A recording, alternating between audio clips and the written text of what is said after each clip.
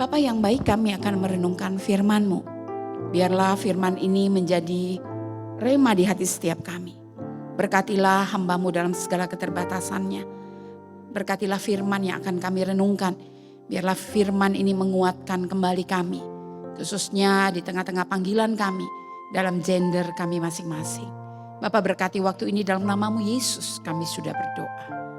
Amin. Bapak, Ibu, dan Saudara yang dikasihi Tuhan, saya pada hari ini mengambil satu bagian firman Tuhan yang terambil dari Lukas pasal 8 ayat 40 hingga ayat 48. Saya akan membacakan buat kita sekalian. Lukas 8 ayat 40 hingga ayat 48.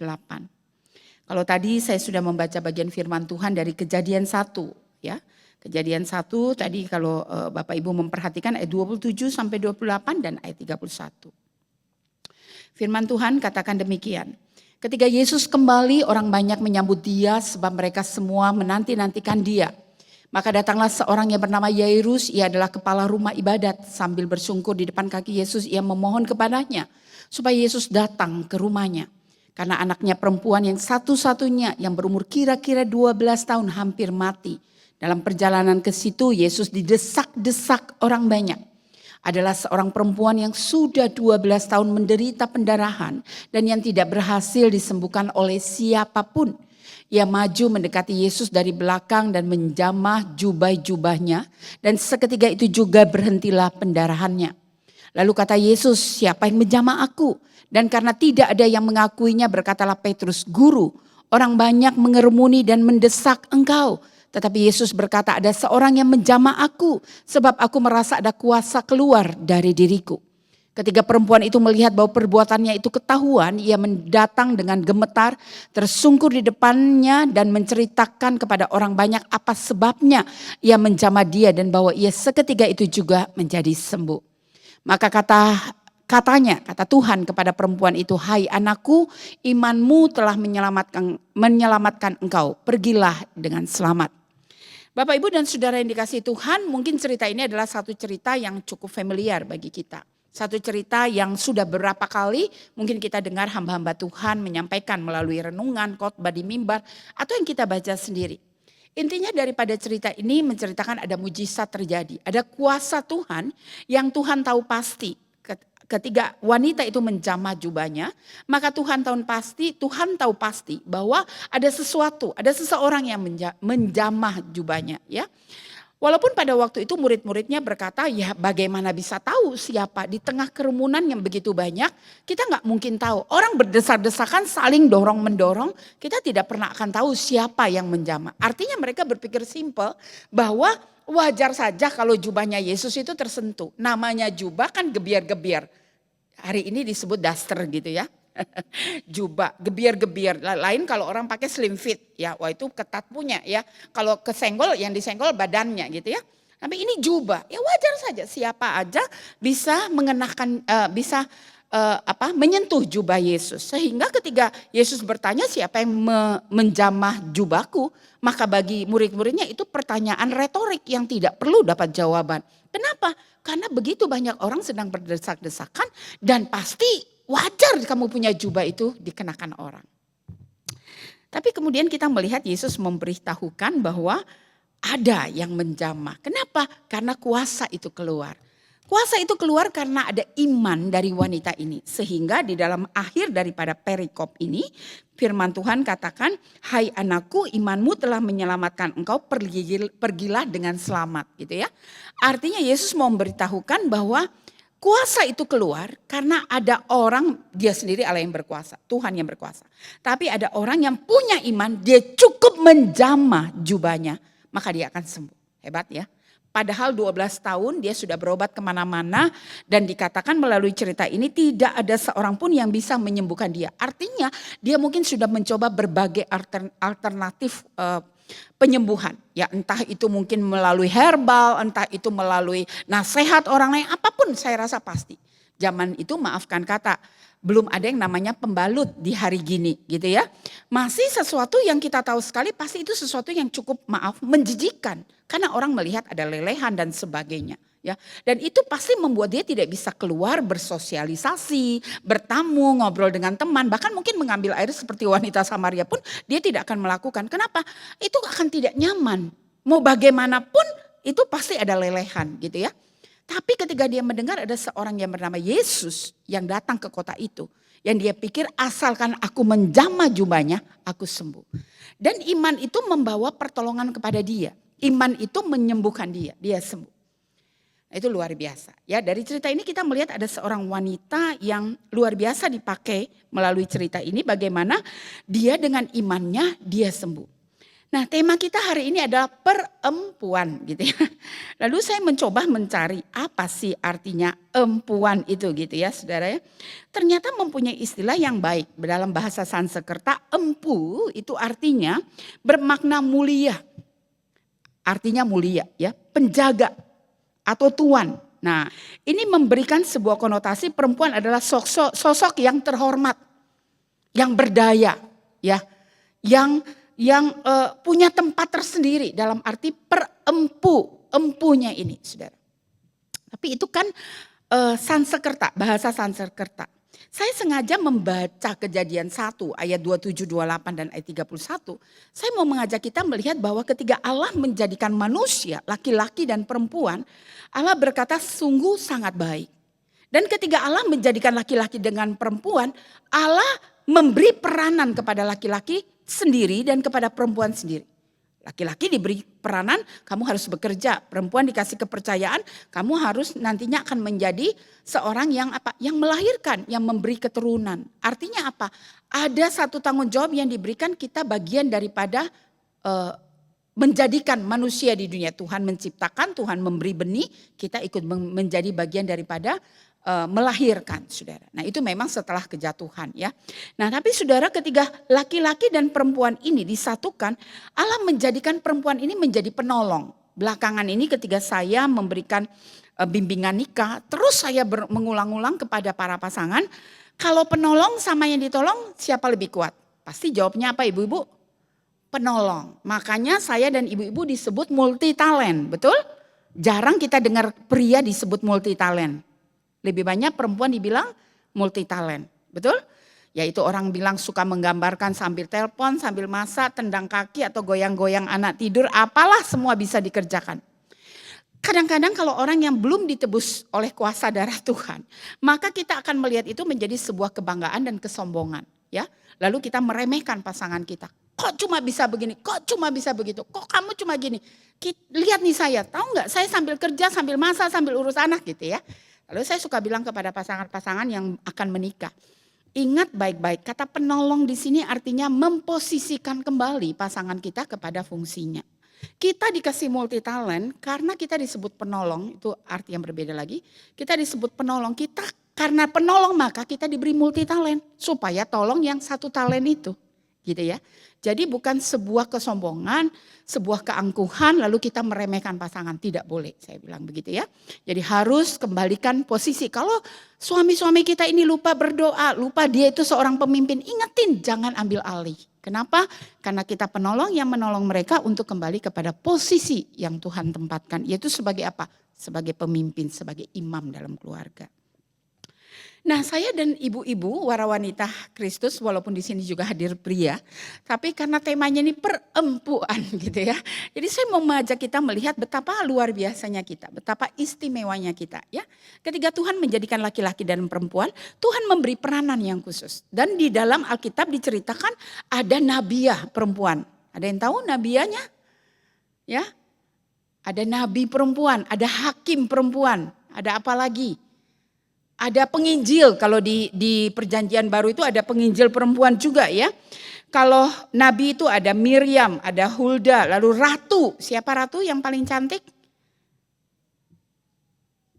Esther gitu ya. Lalu ada hakim, hakimnya siapa? Deborah ya. Lalu ada pelayan-pelayan Tuhan yang jadi hamba-hamba Tuhan di dalam kisah Paulus, dalam perjalanan Paulus melayani. Ada Lydia, ada Dorcas dan lain sebagainya. Jadi perempuan memang ditempatkan oleh Tuhan di momen-momen tertentu dalam Alkitab. Dan semuanya selalu berfungsi dengan baik.